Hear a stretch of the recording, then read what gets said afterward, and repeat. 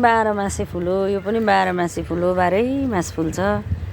पूजाहरू गर्नलाई त्यति गाह्रो हुँदैन। यसो 1 मुन्टा 2 मुन्टा टिपो सबै फुल मिलाएर हैन। यो पनि फुल्दैछ। यहाँ पनि कोपिला बसेर झपक्क भइरहेछ। यो पनि 12 मास जस्तो फुल्छ। यो चाहिँ जाई फुल हो, चैतमा फुलिसक्यो हैन। चैतमा फुलिसक्यो, अब फेरि फुल्छ, 2 चोटि फुल्छ त्यो पनि।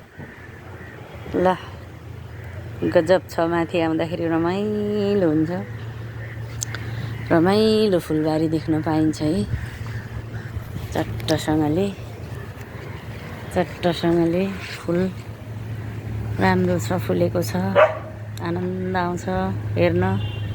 लाइनै छ, मेरो धेरै चाहिँ छैन, 15-20 वटा गमला छ। राम्रो फुलेको छ, आनन्द आउँछ। साँझ पख आउनुपर्छ फुलबारीमा फुल हेर्नलाई।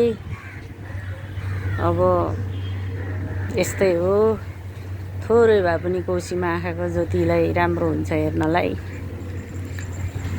मलाई चाहिँ राम्रो लाग्छ। अब अरूलाई कस्तो लाग्छ? सबैको कोसीमा त फुल जस्तोको पनि हुन्छ अहिले।